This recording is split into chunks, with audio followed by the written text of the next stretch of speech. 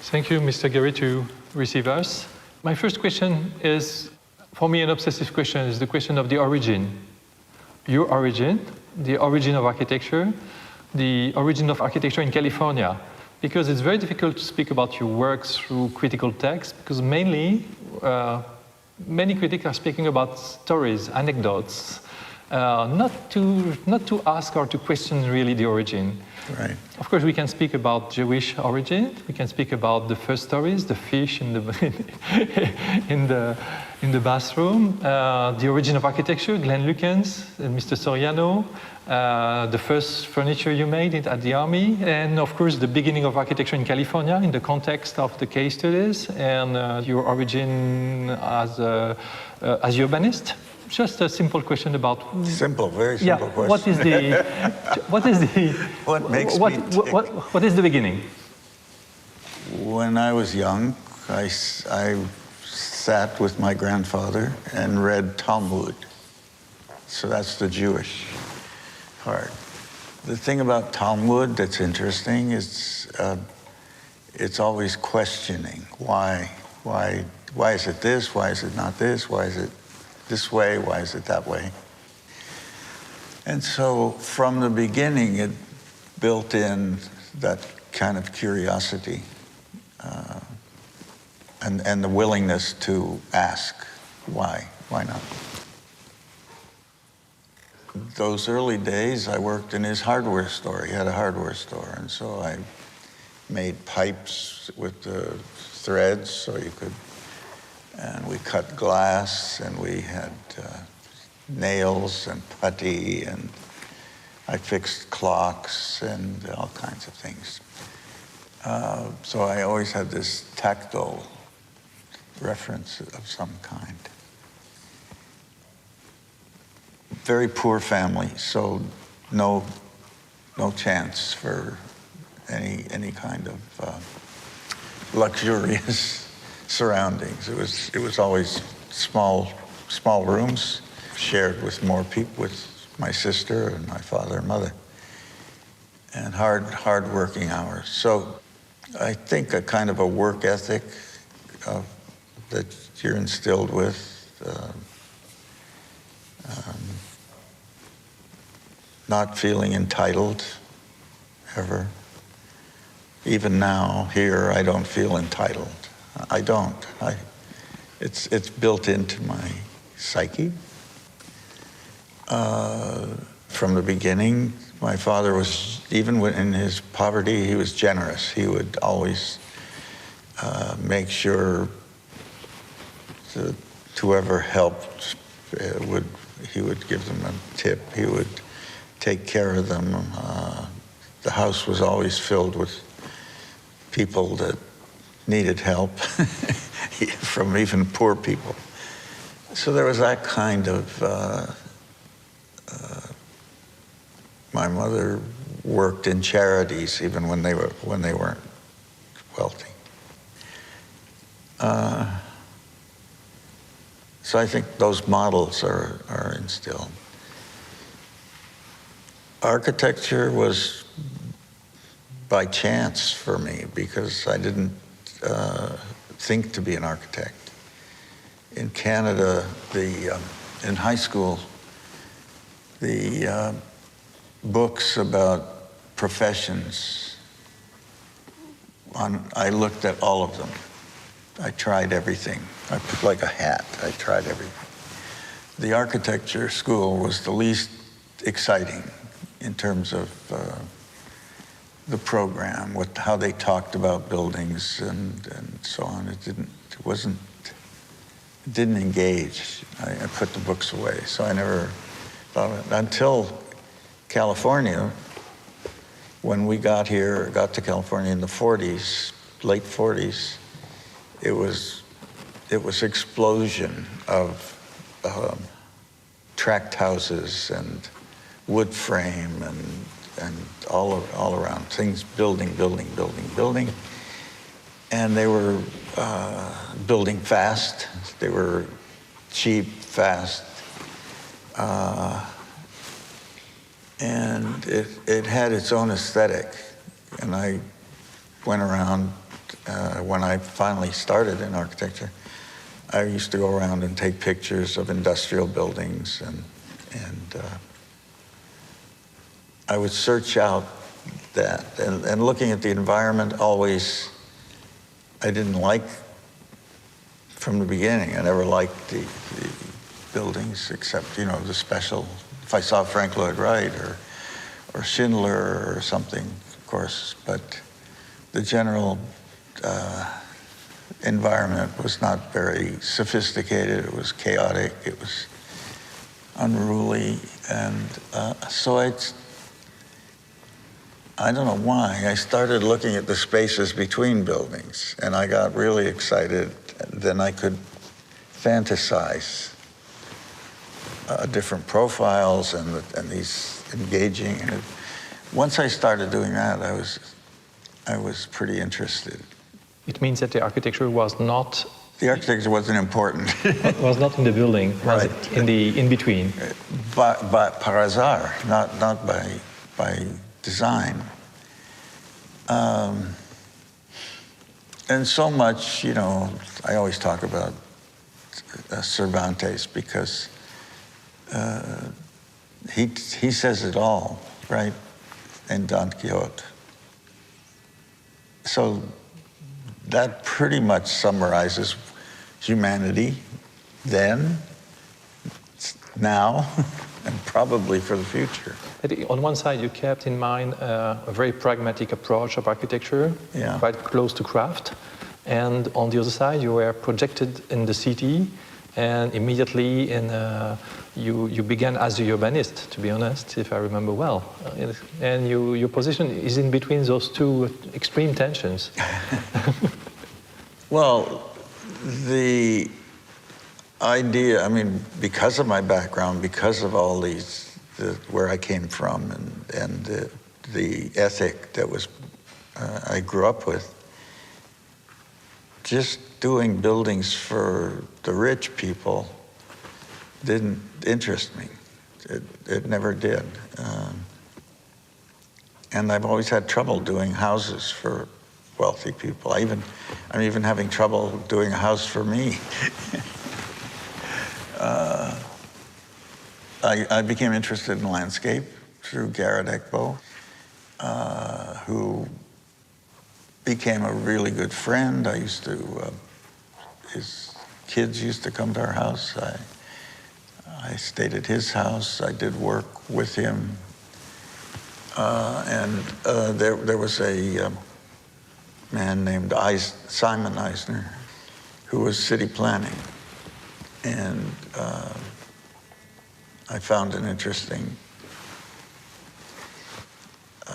point of view there that you could do things. And that's why I went to work for Victor Gruen, because the Gruen office was doing social housing. And I found that intriguing and interesting. It means an approach of the large-scale cities and large-scale programs. Right. But I went to Harvard to study city planning, and it was a disaster. City planning at Harvard. Jose Luis Sert was in the architecture school, but he would never let me in. He was really nasty about it.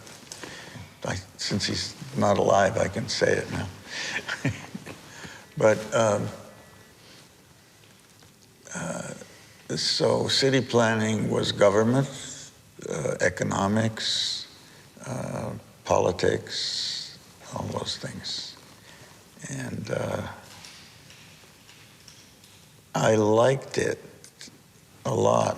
I liked it, but I was frustrated. I'd already gone through architecture school, so I wanted to make buildings. And so I made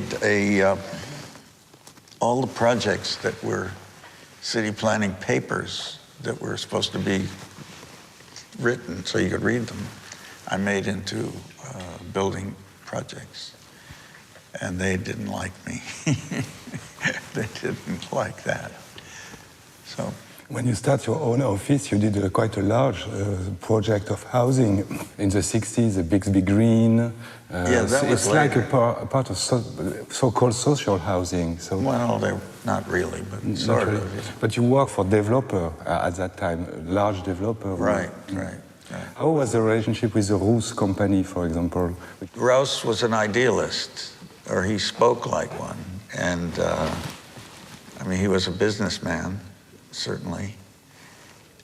His tastes in architecture were, I guess, romantic, little cottages and things like that.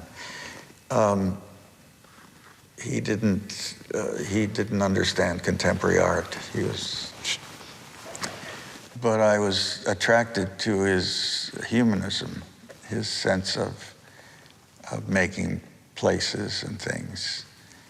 And I did their headquarters, his building, for him. It was very idealistic at the time. It means, Mr. Gehry, that along 20 years, you had an incredible practice as a humanist. And even when you came to Paris, you worked for an architect, famous, but also you met Ozel. And this the idea of urbanism to deal, even Jankovic, and the idea to create interrelation between buildings and the cities was really obsessional, but for a very, very experimented humanist you were at the period.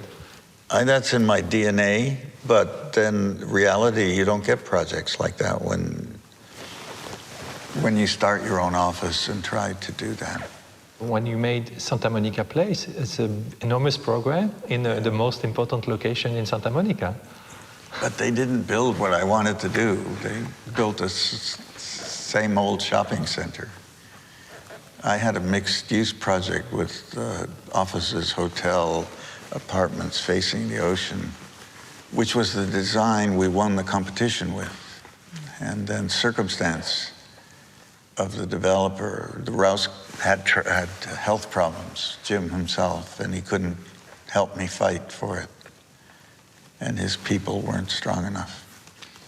All the doors of big commission were a little bit open, but you decided to work with artists, to meet artists, to go back to origins, to the first elements of the languages. You were interested by minimalists, by Rauschenberg and Jasper Jones first, and after by the LA scene, and you broke completely your language, your experimentations in architecture to find new roots.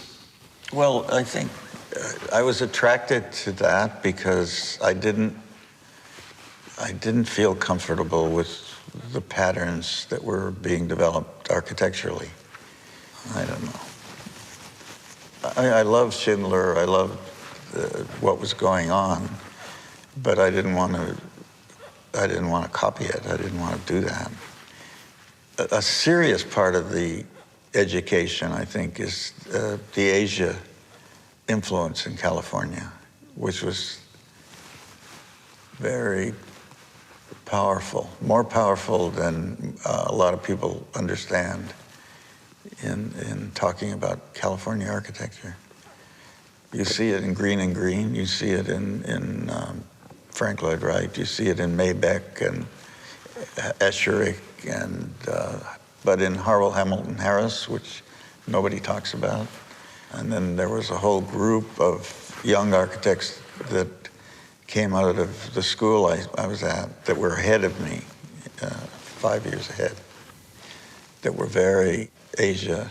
And my first little buildings looked like I was a Japanese architect, I think. Because it was a language understood and accessible to the tract house mentality. You could build wooden structures.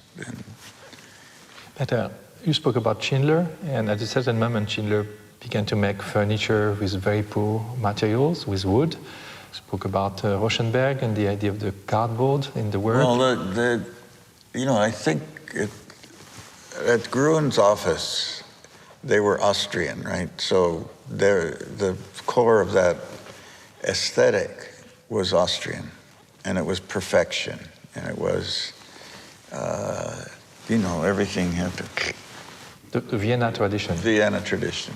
And so I was trained with that, and the partner, Baumfeld, Rudy, if I didn't make it perfect, he would send it back. He'd make me do it, and I loved him. He was my first real teacher, and so I did what he said.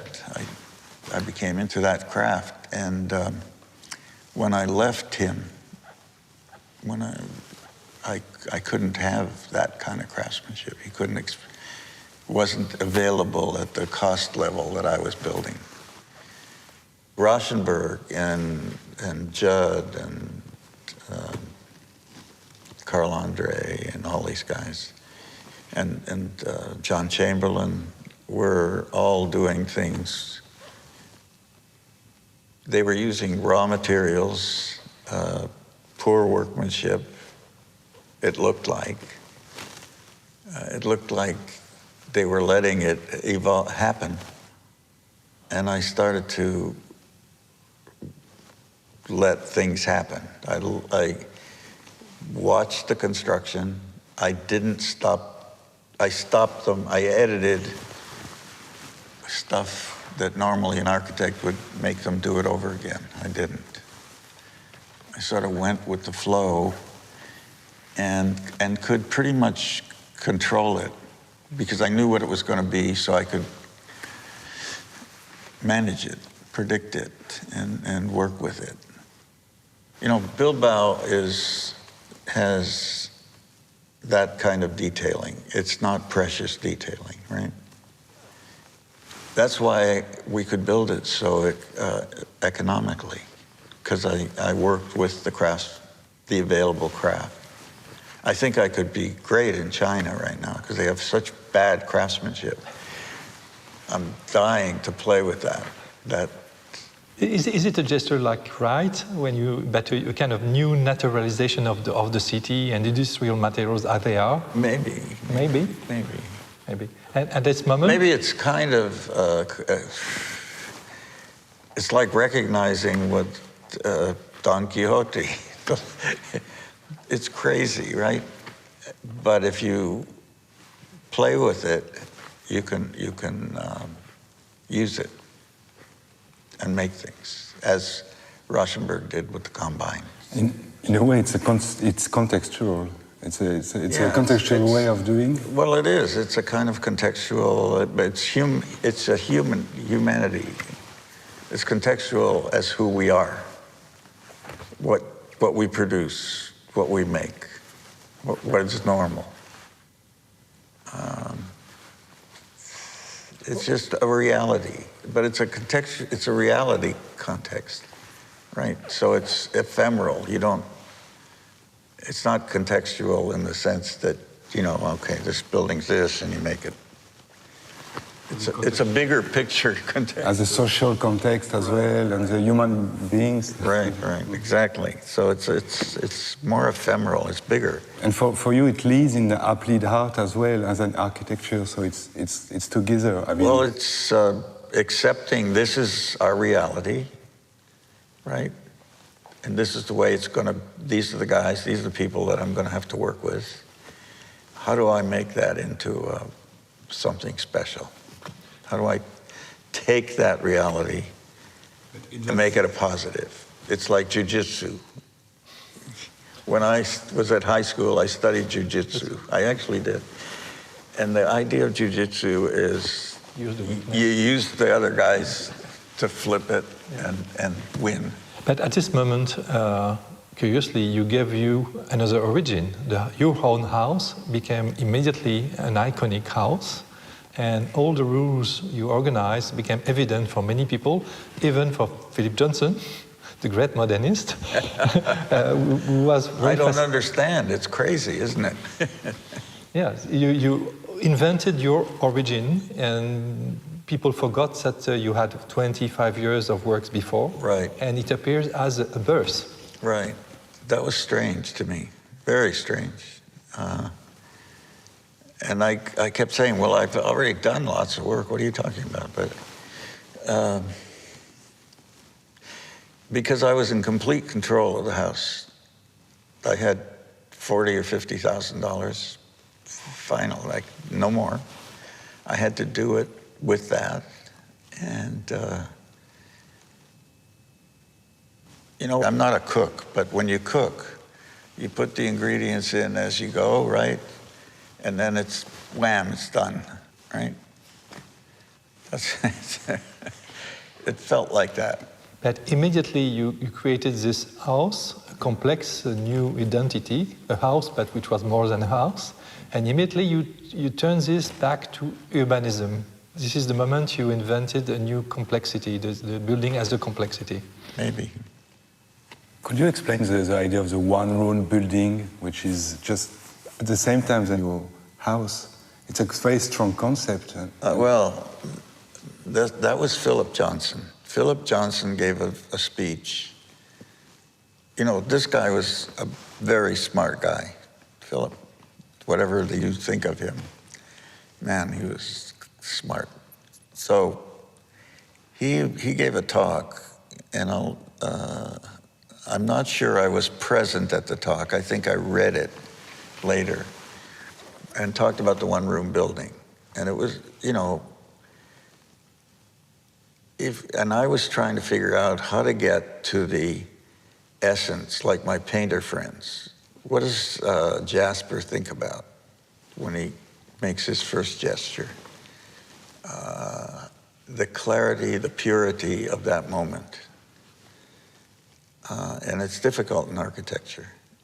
And when Philip gave that speech, I said, aha, that's it. The one-room building could be anything, because it just has to keep the rain out. But there's no complexity in it functionally that makes it do something. It can be like that's why churches are just a beautiful space. And that's when I did that little house, the village houses, where I put them together because I didn't have much work and I wanted to do as many one-room buildings I could. So I took... You refer to Morandi, and from then I got to Morandi. When I started putting them together like that, I realized this was Morandi, and he was not that well known in my circles at that time. And the idea of the in-between reappear. Right, then the in-between appears, reappears, the making. And we're working on towers now in Toronto, which is a dance between two tall buildings and focusing on the space between. And Loyola became the first big program to experiment this idea at a larger scale. Yeah, Loyola Law School, it was interesting because university campus is a beautiful campus up on a hill overlooking the ocean, right? The law school was an orphan in downtown LA it was actually about 3 or 4 blocks from where I lived when I first came to LA. I lived in that neighborhood. And it was a rough neighborhood. It was, at night, it wasn't safe for women and stuff like that. And so, and they had a very tight budget. They didn't have a lot of money. And I talked to them about their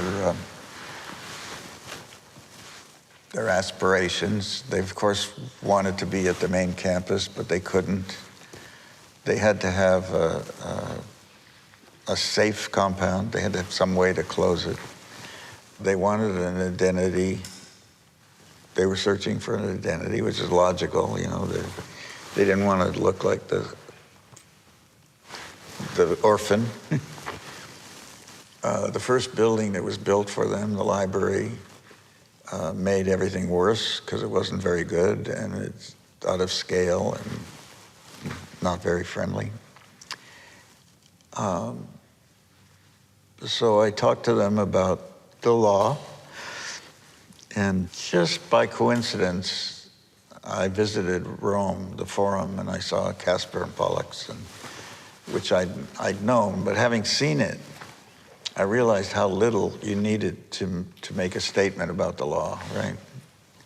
It didn't take much, 2 or 3 columns and a little lintel. And This is what the paradox, to give the image of the law, the unity of the law, with a complex dispersion of buildings. You're right.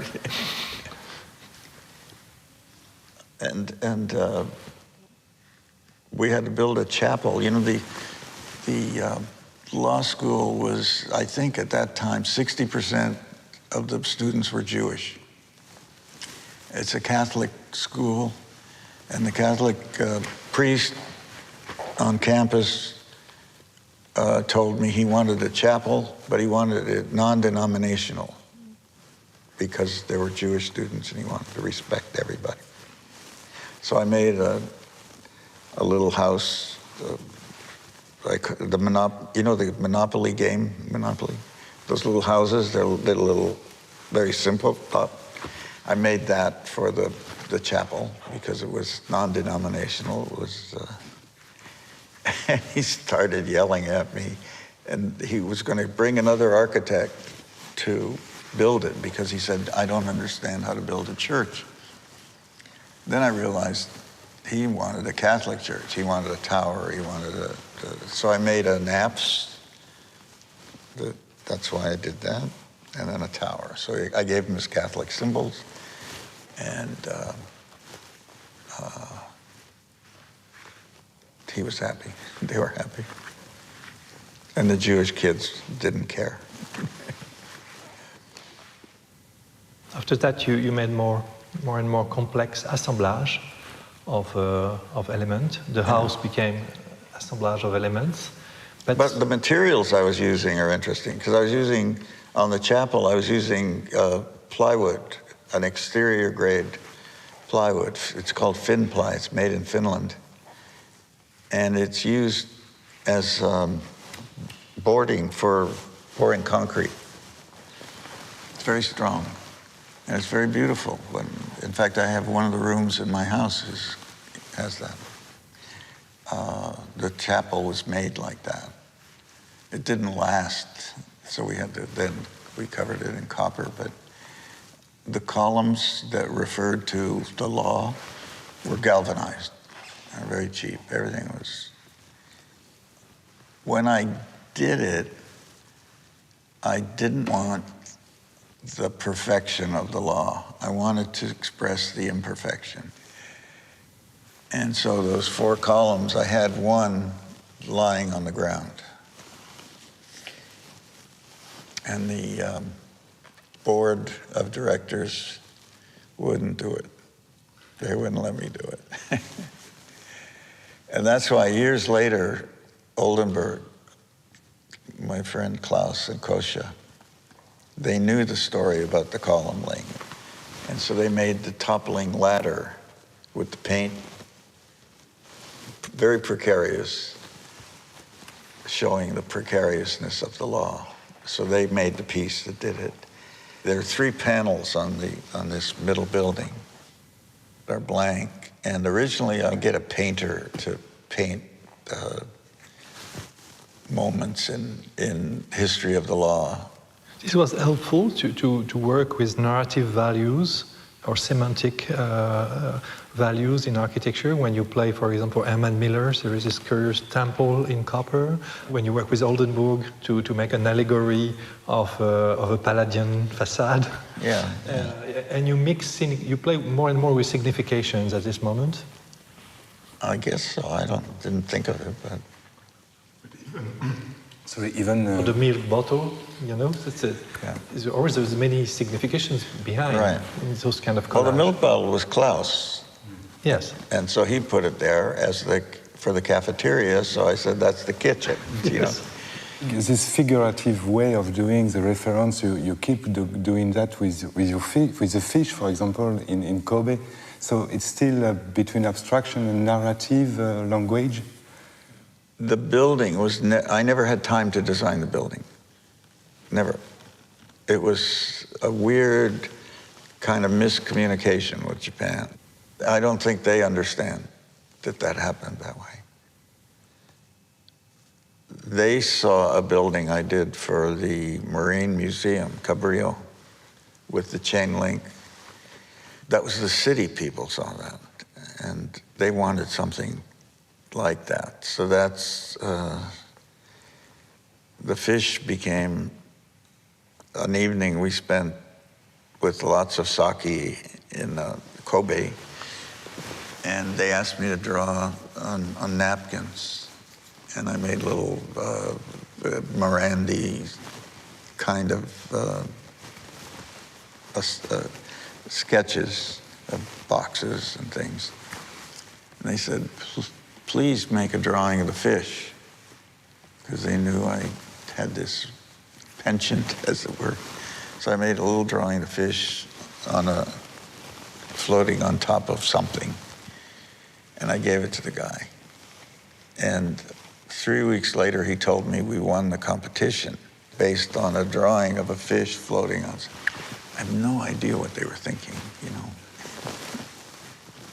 At the moment you realized the idea of the building as a village, with Edgemar, for example, it became a real village. It was the beginning of the process. I still do things like that. I still. Yes, but it was just the moment you begin to work on Lewis. This is exactly the same thing and the reverse, because it's the beginning of the mixing of elements.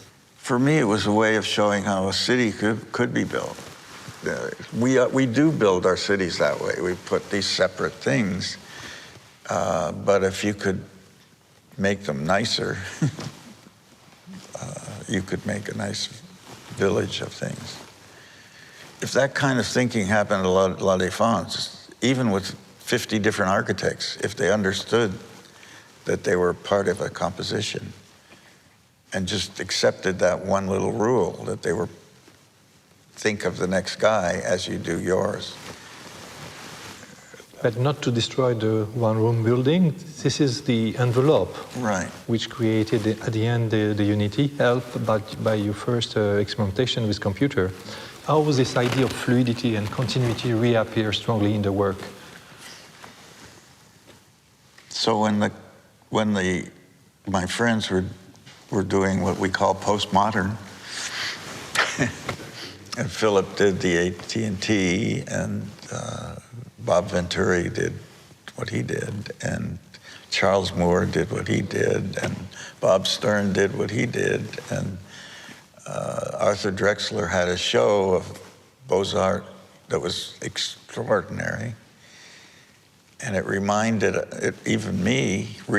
us of that there is, you know, that somewhere along the line somebody made beauty, and that we've lost it with minimalism and modern stuff. That was something that we lost. I didn't like the continuing references to Greek temples and the things, even though I did it at Loyola. I didn't think that was the way forward. I was looking for something, I don't know. When I sketch, there's a continuity in my line. And the fish came to mind because postmodernism strengths were anthropomorphic shape from anthropomorphic references in architecture. And I said, if you got to look back, why not go back 300 million years? There were fish, and they're beautiful. And the Japanese woodcuts by Hiroshiga. When you cut the head and the tail to make, for example, the dizzy bank, it became the horse head and something, a new idea of the organic? I don't know if that was it. That came out of a different study. The horse's head in DG Bank came from something else. I started on the Lewis house. I started to try to evoke the fold, which is primitive, in which every painter in history. I mean, you look at those paintings, the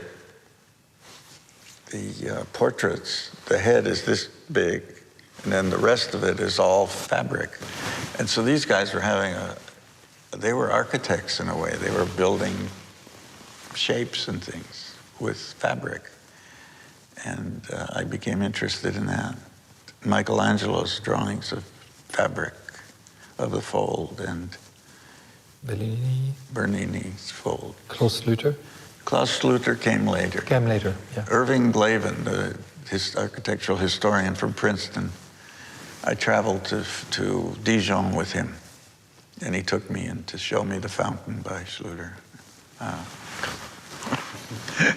The idea, of course, is something which expresses the shape, the idea of the shape, but also close to your idea of the drawing.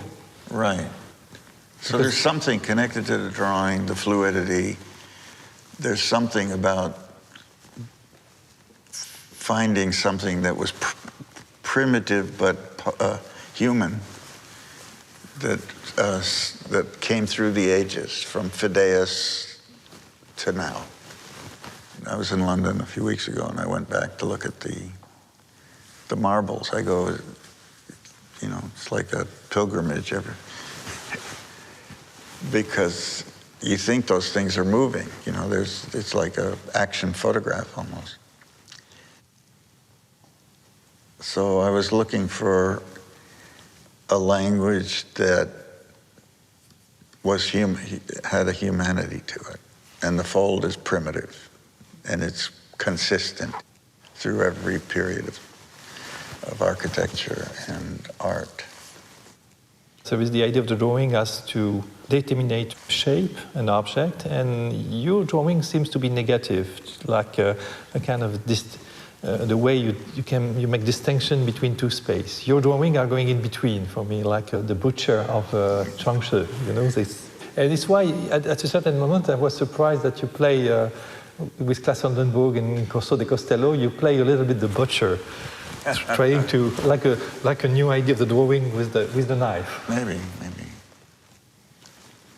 The drawings are more, for me, about continuity, so it makes the whole. It tries to finish the all in like an action. It's done. I like that idea of continuity but complete, and then ambiguous if you can. A few other things thrown in for fun. At the same time, you create the extreme tension with your using of computation. Right. So there's this idea of the handmade, with the craft, handmade drawing. Well, but you think of how it happened. Once I thought I could build that, I had to figure out how to build it, because the first one I did was the Vitra. And I had trouble with the normal descriptive geometry, because I had to do it. I had to do those drawings. I didn't have anybody, so I had to make it happen. And when the building was built, it wasn't the way exactly. I mean, it was okay, but not exactly. So I asked for help, and IBM helped us. We went there. At that time, the CAD 2D was exploding on the scene. Everybody was using CAD. And I went to Skidmore Owings' office in Chicago. There was a room full of guys with this CAD. What were they doing with it? They were making renderings for selling the client on an idea. So they were terrible renderings. They still are. Nobody knows how to do that yet. And I thought, what a waste. This tool has, and when IBM showed us how to, they took us to Dassault.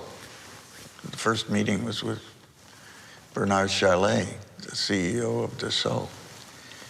And he showed us Katia, that they make airplanes. And I said, voila. And then we were working with SOM in collaboration with Bruce Graham. And I did the fish in Barcelona. And the CAD drawings, Permis Lisa couldn't build them from that CAD drawing. And so I showed the president of Permis Lisa, Massimo Colima. I showed him the CATIA, and he, very smart guy, he got it. Like, he bought the software, which is very expensive. He put it in, he had a station in Italy ready, and we transmitted stuff. And he called me after a week and said, perfecto. So the horse's head, once I knew that this technology could do what it did, I realized that once the rest of the world understands, it's going to be ubiquitous. And once that happens, people are going to design on the computer. They're not going to sketch. They're not going to make models. They're going to design directly. So I wanted to try it. I wanted to see what that meant. Could I do it? And so I had the guy that knew I didn't know how to use it. He sat beside me. I made a maquette with fabric and with wax, and then we put that in the computer. And I hated the image on the computer. The computer image is lifeless, cold, horrible. And I manipulated those shapes with him. I said, move this here, I was pointing to the screen. I said, I was almost drawing on the screen for him. Keeping the image from your brain into the thing, it was very, I don't know how to say it. It was like having your tooth drilled with no Novocaine. It was hurtful, it hurt. I couldn't do it, and I ran out of the room, and they said I stayed in for 3.4 minutes. Somebody timed how long I could stay there. But the horse's head came from that. But at this moment, you just invented the idea of the generative computation. I guessed. From the description to the generation. Yes. Now, what happens is the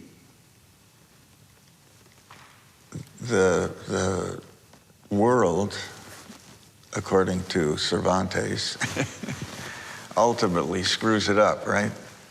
So what is an amazing tool has become a crutch.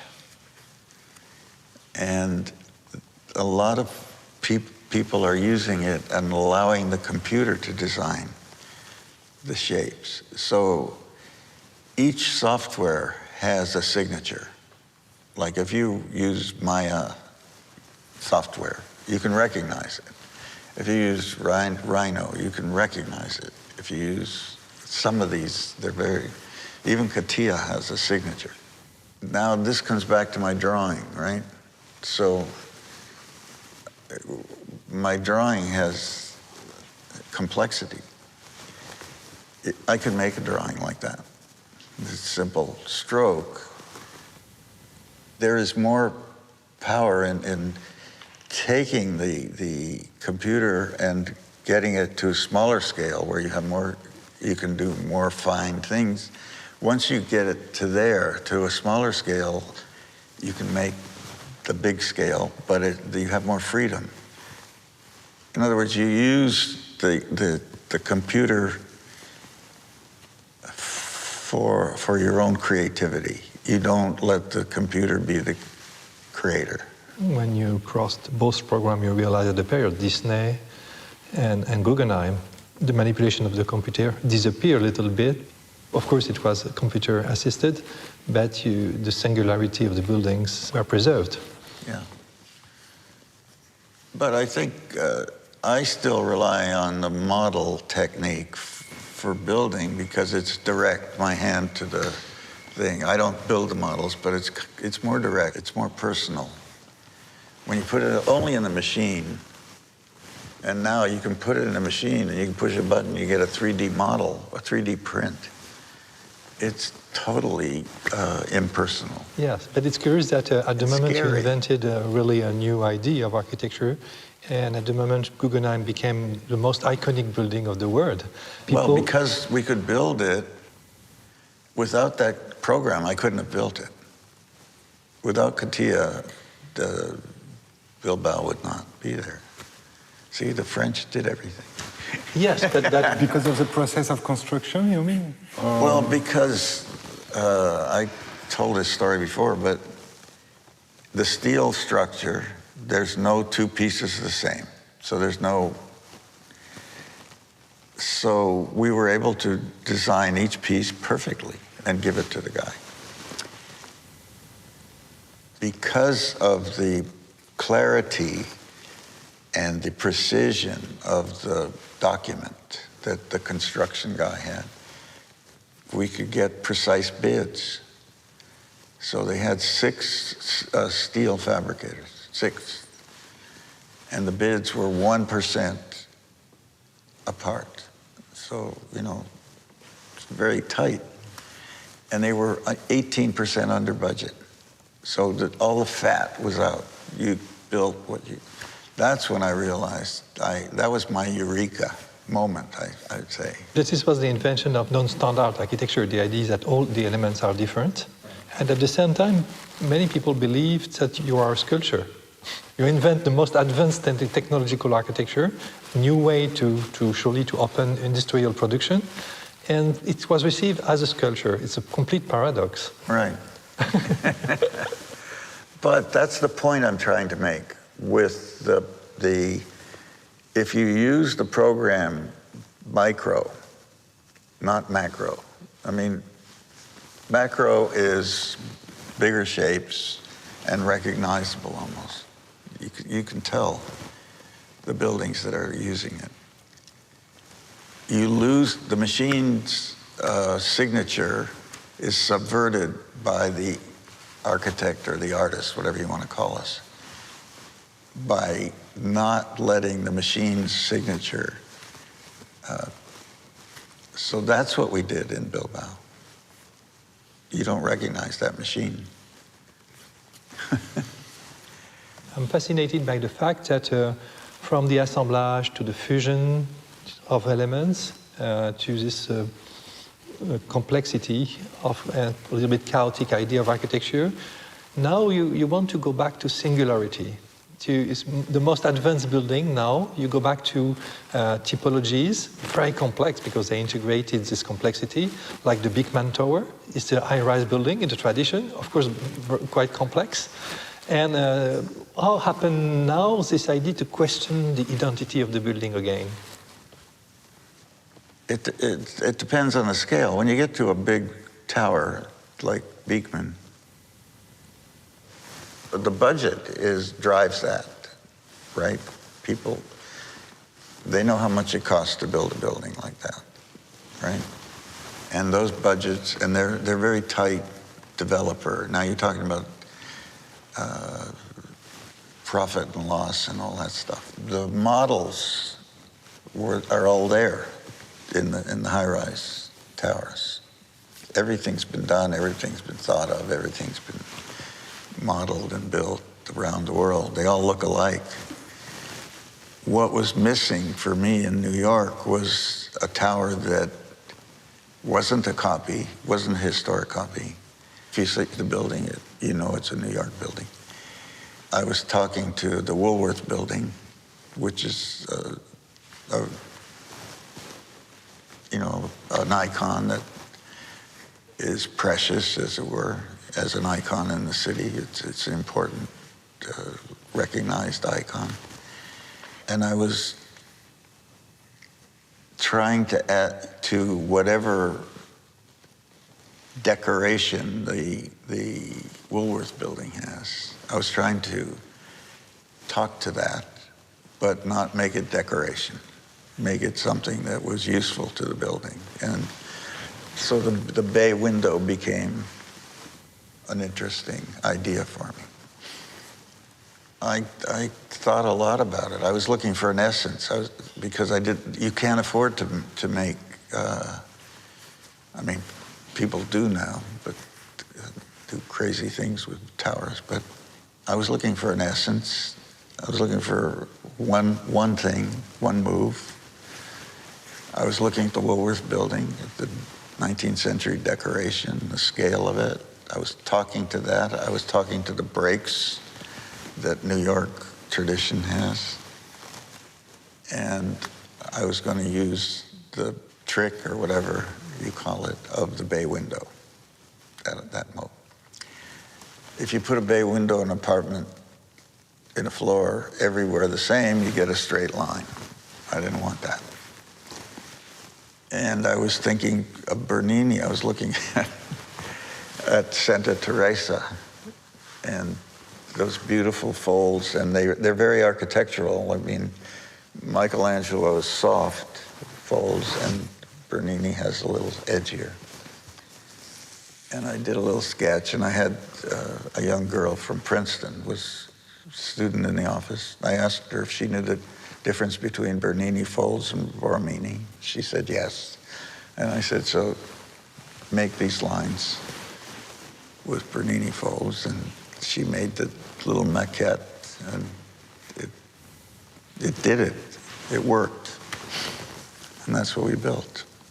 So I think that the answer to some of your questions have to do with the circumstance of the program and the budget and where it is and how it is. Bilbao I was trying to talk to that city. I had a bridge, I had a 19th century, I had a river, I had, and a museum you can fragment. And to make a museum that is fragmented gives it longevity, because you can add to it. It's easy to add to. I'm having that experience now with a 19th century building in Philadelphia. The classical architect, Horace Trumbauer, built it with an open system. It's not a closed temple. It looks like a closed temple, but it isn't. And it's because of that open system we're able to change the building, change inside, make moves, do things within the context, and very inexpensively. It's interesting. So I'm always looking for an open system. It's a way to have a complete new idea of history, because you are quoting Borromini or Bernini, and mainly from Manierism to Barocco, against the traditional idea of perspective. Right. It's a kind of permanent critical history. You change completely all the disciplines of architecture, engineering, and so on. Sorry, I didn't A kind mean of critical archaeology of what is architecture, transfiguring architecture in a new way. Well, I hope it's good. I think you go back to the Talmud, for me. It's why does it have to be that way? So I look at history as I try to understand what the artist was thinking, why they did what they did. How did that happen? How did the fountain in Piazza Navona end up with these cuts looking so beautiful? Well, the show, it was his thumbprints in the clay, and he just translated it into the stone. So it was very human, very normal for Bernini to do that. That's what I look for in history. What are the human touches? What happened because of the technology that was there, and then try to say, we've got new technology, we've got new things. How do we not lose that? Because that's human. That's that thinking. It's close to your political and vision of democracy to give this to the people. Right. But when I saw the Schluter thing, for example, I went crazy, because this is before Michelangelo. poof. And they're little tiny statues, and and nobody knows about them. The museum in Cleveland has 3 of the most beautiful ones. They're in the back room. I've asked people, nobody knows they're there. It's like finding the golden goose, you know. My God, there's so much beauty there, and it's just simple. And to This is part of your obsessive idea of don't origin. copy it, but emulate the freedom of that guy in the 15th century to figure that out and to make that happen. And he wasn't doing it all by himself. He had a workshop with people, and then the workshop continued, and then Philip the Bold, and then his sons, 100 years later, they did it again. This is for you, the responsibility of the artist to check history, redo the history and references from cultural point of view. Because it's a different time. You know, I had this discussion when I was working on the new campus for Harvard. I was part of a team. The president, Larry Summers, they asked me, what kind of architecture should the new campus be? He said, I have a business school by Bob Stern that everybody loves, and it's a historicist architecture. Everybody loves it. And he asked me if I loved it. I said, yeah, it's friendly, it's nice, I understand it. I like Bob Stern, I think it's wonderful. He said, so why shouldn't I build a whole new campus in that style? Everybody will love it, it'd be great. I said, why don't you do it? I think it's a good idea. I said, you gotta just keep in mind that you're the president of one of the most important universities, and you're preparing people for the future. And when you build that campus like that, you're telling them, you don't know how to work in the future, so work in the past. I said, it's a stupid message, but if you want to do that, that's fine. Thank you very much.